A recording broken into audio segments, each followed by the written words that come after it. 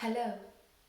For the Rising Great Wreath, I would like to discuss Beloved, arguably one of the jewels of 20th century fiction, written by Toni Morrison, the first ever African-American woman to win the Nobel Prize for Literature. The book itself, set in early 1870s, just after the US Civil War. It is based on a real-life story of an enslaved woman who had escaped, yet at the point of being recaptured, she decided to kill her own children, but only had time to kill one. In this book, the murdered baby is Beloved, whose ghost comes to live with Setha, her mother, and her sister Denver. As a novel, Beloved overflows with literary gifts. When I first read it, I chewed over almost every sentence, sometimes reading it again, sometimes reading it aloud. The narrative is beautiful, enriched with spatial metaphors, archetypal allegory, and haunting imageries, evocative of trauma and the wounds of slave trade and slavery. For me, three features stand out and that make this a masterpiece. First, it poses great moral questions. An obvious one already heard is this: is it right to end a child's life so that they would not suffer the pain of slavery? Complex question, of course, and one that holds throughout reading the book. Even in an interview, Morrison says it's difficult to answer. The question is difficult to answer. And she says it might be the right thing to do, but no one has the right to do it. There are other moral questions, such as the one concerning love. What does it mean to love? Is love a privilege for some? And how does one love at all? In this novel, for Setha, a used-to-be slave woman, to love anything that much was dangerous, especially if it was her children she had settled on to love. The best thing was to love just a little bit, everything just a little bit. So when they broke its back or shoved it in a crocus sack, maybe, just maybe, she'd have a little love left over for the next one. The second feature for me is that this book gives voice to the voiceless and names the unnamed or unnameable. Beloved is the name of the murdered, unnamed child. Tree is in reference to the scars on Setha's back from whipping. And jewelry is what Morrison used to describe the neck of Setha's lover, Paul D, from being chained.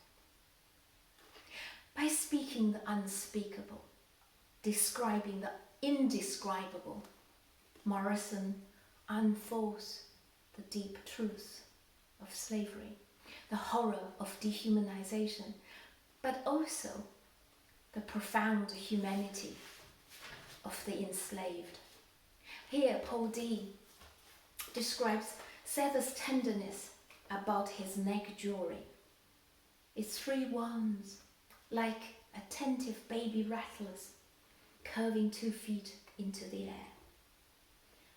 How she never mentioned or looked at it, so he did not have to feel the shame of being collared like a beast.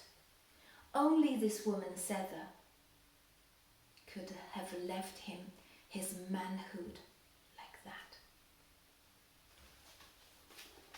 The third feature for me is that this book remembers the unremembered and reminds us of the need to face oppressed collective memory, such as slavery. For Setha and her daughters, without embracing these memories, the unremembered continues to haunt them, to hold them, so much so they live simultaneously in their present and in their past. Morrison says, Beloved was not a story to pass on. So they forgot her, like an unpleasant dream during a troubling sleep. Occasionally, however, the rustle of a skirt hushes when they wake, and the knuckles brushing a cheek in sleep seem to belong to the sleeper. Sometimes the photograph of a close friend or relative looked at too long shifts, and something more familiar than the dear face itself moves there. They can touch it if they like, but don't, because they know things will never be the same if they do. Clearly, the unremembered is never forgotten, and they wear different guises, even today, in racism, in poverty, in violence, the three evils of structural oppression identified by Martin Luther King. That unremembered demands to be remembered is because memories can imprison but also liberate. By remembering, the formerly enslaved can reacquaint with their bodies once so violated by brutality and torture, and can return to their community from which they once ran away because its identity was associated with commodity and utility.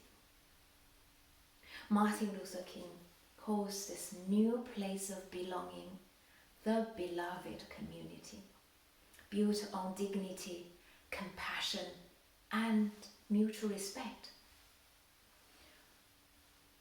For Morrison, through this book, this beloved community must start with the listening, deeper listening to the unremembered. Yes, she writes, this is not a story to pass on. Nevertheless, she did, and had continued to do so, because she knew it only too well that it is in the remembered that lies the seed of forgiveness, of redemption, of healing.